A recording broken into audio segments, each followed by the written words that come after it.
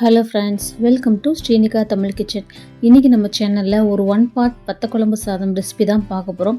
நல்லா சாஃப்டாக ஆறினாலும் ரொம்ப நேரத்துக்கு சாஃப்டாக இருக்கிற மாதிரி ரொம்பவே டேஸ்ட்டாக ஈஸியாக எப்படி செய்யறதுன்னு இன்றைக்கி நம்ம வீடியோவில் பார்க்கலாம். இது கூட சைட் டிஷ்ஷாக வெறும் அப்பளம் மட்டுமே வச்சுட்டு சாப்பிட்டா அவ்வளோ சூப்பராக இருக்கும். இப்போ எப்படி செய்கிறதுன்னு பார்க்கலாம். வத்த குழம்பு சாதம் பண்ணுறதுக்கு ஃபஸ்ட்டு 1 கப் அளவுக்கு பச்சரிசியை நல்லா களைஞ்சி ஒரு அரை மணி நேரத்துக்கு நல்லா ஊற வச்சுக்கலாம். சாம்பார் சாதம், தயிர் சாதம், வத்த குழம்பு சாதம் இந்த மாதிரி கொஞ்சம் கொழப்பாக இருக்கிற சாதம் எல்லாத்துக்குமே புழுங்கல் அரிசியை விட பச்சரிசி ரொம்ப நேரத்துக்கு இருக்காமல் அதே சாஃப்ட்னஸோடு அப்படியே இருக்கும். இப்போ அடுத்ததாக சாதம் பண்ணுறதுக்கு ஒரு குக்கரில் 3 டேபிள் ஸ்பூன் வரைக்கும் கடலெண்ணெய் சேர்த்துக்கலாம். நான் கடைசியாக அதில் நல்லெண்ணெய் சேர்க்க போகிறோம். அதனால் ஸ்டார்டிங்கில் கடலெண்ணெய் சேர்த்து தாளித்து விட்டுக்கலாம். எண்ணெய் நல்லா சூடானதோ அரை டீஸ்பூன் கடுகு, 1/4 டீஸ்பூன் அளவுக்கு வெந்தயம், அரை டீஸ்பூன் அளவுக்கு சீரகம் சேர்த்துட்டு இது எல்லாமே நல்லா புரிஞ்சு வர வரைக்கும் அடுப்பை லோ ஃப்ளேமில் வச்சுட்டு ஒரு டைம் மிக்ஸ் பண்ணி விட்டுடலாம். இது 1 பார்ட் ரெசிபிங்கிறனால தாளிப்புக்கு என்னென்னலாம் சேர்ப்போமோ அது எல்லாமே ஆரம்பத்திலே சேர்த்துருங்க. இப்போ இது கூடவே 2 வரமிளகாய் சேர்த்துட்டு அரை டீஸ்பூன் அளவுக்கு பெருங்காயத்தூள் சேர்த்துக்கலாம். நல்ல வாசனையாக இருக்கும்.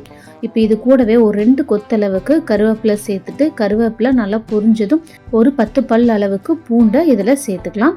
வத்த குழம்பு சாதத்துக்கு வத்தலுக்கு அப்புறமா பூண்டு தான் அந்த சாதத்துக்கு ஃபுல் ஃப்ளேவர் கொடுக்கும். அதனால் பூண்டு உங்களுக்கு எந்த அளவுக்கு வேணுமோ அந்த அளவுக்கு சேர்த்துக்கோங்க.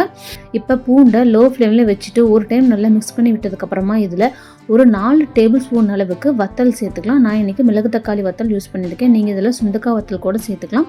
சுண்டக்காய் வத்தல் விட மிளகு தக்காளி வத்தல் நல்லா ஃப்ளேவர்ஃபுல்லாக இருக்கும்.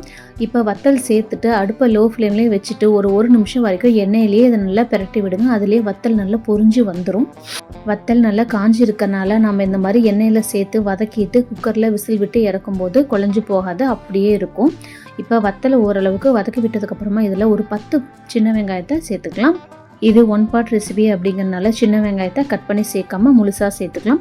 வெங்காயமும் ஓரளவுக்கு வதங்குற வரைக்கும் இதை நல்லா வதக்கி விட்டுக்கலாம். வெங்காயம் ஓரளவு வதங்கினதுக்கப்புறமா இதில் ஒரு சின்ன சைஸ் தக்காளியை இந்த மாதிரி பெரிய சைஸ் பீஸஸாக கட் பண்ணி சேர்த்துக்கலாம். தக்காளி ரொம்ப அதிகம் வேண்டாம், நம்ம இதில் புளியும் சேர்க்க போகிறோம் அப்படிங்கிறனால தக்காளி கம்மியான அளவில் சேர்த்துக்கிட்டாலே போதும். தக்காளி சேர்த்துட்டு அடுப்பை லோ ஃப்ளேம்லேயே வச்சுட்டு இதையும் ஒரு டைம் நல்லா மிக்ஸ் பண்ணி விட்டுறலாம். தக்காளி ரொம்ப கொலைய மசிஞ்சு வர தேவையில்லை, ஓரளவு எண்ணெயில் பிரட்டி விட்டாலே போதும். இப்போ அடுத்ததாக இதில் நம்ம ஊற வச்சுருக்கிற பச்சரிசியை சேர்த்துக்கலாம்.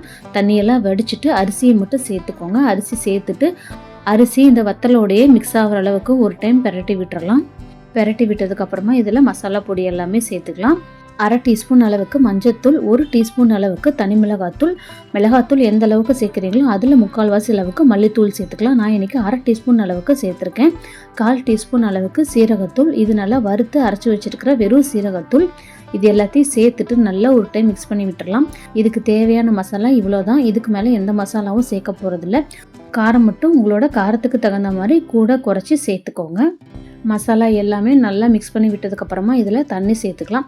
1 கப் பச்சரிசிக்கு 3 கப் அளவுக்கு தண்ணி சேர்த்துக்கலாம். நம்ம இதில் புளி கரைசலும் சேர்க்க போகிறோம். அதனால் தண்ணியோட அளவு 3 கப் அளவுக்கு சேர்த்துக்கிட்டாலே போதும். வத்த குழம்பு சாதம் சாம்பார் சாதம் மாதிரி ரொம்ப கொலன்னு இருக்கக்கூடாது, கொஞ்சம் தளன்னு தான் இருக்கணும். அதனால் 3 கப் அளவுக்கு தண்ணி கரெக்டாக இருக்கும். தண்ணி சேர்த்துட்டு நல்லா மிக்ஸ் பண்ணி விட்டதுக்கப்புறமா இதில் தேவையான அளவு உப்பு சேர்த்துக்கலாம். சில வத்தலில் உப்பு ஆல்ரெடி சேர்த்து தான் வத்தல் பண்ணியிருப்பாங்க, அதனால் உப்பு உங்களுக்கு தேவைக்கு தகுந்த மாதிரி சேர்த்துக்கோங்க. வத்தலில் உப்பு இருக்கான்னு செக் பண்ணிவிட்டு சேர்த்துக்கோங்க. இப்போ பாருங்கள் நல்லா கொதிக்க ஆரம்பிச்சிருச்சு. தண்ணியெல்லாம் எதுவும் சுண்ட தேவையில்லை. நல்லா இந்த மாதிரி கொதிக்க ஆரம்பிச்சதுக்கப்புறமா இதில் ஒரு சின்ன லெமன் சைஸ் புளியை கரைச்சி இதில் சேர்த்துக்கலாம். புளி கரைசல் சேர்த்துட்டு இது கூடவே ஒரு சின்ன பீஸ் வெல்லம் சேர்த்துக்கலாம். அப்போ தான் அந்த புளிப்பு காரம் எல்லாமே நல்லா பேலன்ஸ் ஆகி நல்லா டேஸ்ட்டாக வரும். இது எல்லாத்தையும் நல்லா ஒரு டைம் மிக்ஸ் பண்ணி விட்டுட்டு மூடி போட்டுட்டு ஒரு 3லிருந்து 4 விசில் வரைக்கும் விட்டு இறக்கிக்கலாம். அடுப்பை மீடியம் ஃப்ளேம்லேயே வச்சு விசில் விட்டு இறக்கிக்கோங்க. இப்போ பாருங்கள் சாதம் ஒரு 4 விசில் வரைக்கும் விட்டு நான் இறக்கி வச்சுருக்கேன். நல்லா சூப்பராக தலன்னு வந்திருக்கு பாருங்கள். இது பார்க்குறப்ப அரிசி லென்த்தாக அப்படியே இருக்கிற மாதிரி தான் இருக்கும். நல்லா மிக்ஸ் பண்ணி விட்டதும் நல்லா குலைவாக வந்துடும். சாதத்தை மிக்ஸ் பண்ணி விடுறதுக்கு முன்னாடி ஒரு 4 டேபிள் ஸ்பூன் அளவுக்கு நல்லெண்ணெய் இதில் சேர்த்துக்கலாம். நல்லெண்ணெய் சேர்த்துட்டு மிக்ஸ் பண்ணும்போது அந்த வத்த குழம்பு சாதம் நல்லெண்ணெயில் தாளித்த மாதிரி அவ்வளோ கம்ம நல்லா வாசனையாக இருக்கும். சாப்பிட்றதுக்கும் நல்ல ஃப்ளேவர்ஃபுல்லாக இருக்கும். இப்போ சாதத்தை நல்லா குலைவாக மிக்ஸ் பண்ணி விட்டுடலாம். பாருங்கள் இந்த அளவுக்கு மிக்ஸ் பண்ணி விடணும். நம்ம வெண்பொங்கலுக்கு எந்த அளவுக்கு மிக்ஸ் பண்ணுவோமோ அந்த அளவுக்கு மிக்ஸ் பண்ணணும். சாதம் ஒன்று கூட முழுசாக இருக்கவே கூடாது. நல்லா மசிஞ்சிருந்தால் தான் சாப்பிடும் பொழுது நல்லாயிருக்கும். இப்போ பாருங்கள், ரொம்ப பர்ஃபெக்டாக நம்மளோட வத்தக்குழம்பு சாதம் ரெடி ஆயிடுச்சு. நல்லா அல்வா மாதிரி வந்திருக்கு. இந்த வத்தக்குழம்பு சாதத்தை சைட் டிஷ்ஷே இல்லாமல் வெறும் அப்பளத்தை மட்டும் வச்சுட்டு நம்ம சாப்பிட்டு முடிச்சிடலாம். அவ்வளோ சூப்பராக இருக்கும். இதை தவிர பிளைனாக செய்கிற முட்டைக்கோஸ் பொரியல், வாழைக்காய் பொரியல் மாதிரியான எல்லா பொரியல் கூடயும் தேங்காய் போட்டு செய்கிற எல்லா கூட்டு கூடயும் ஒரு பர்ஃபெக்டான காம்பினேஷனாக இருக்கும்.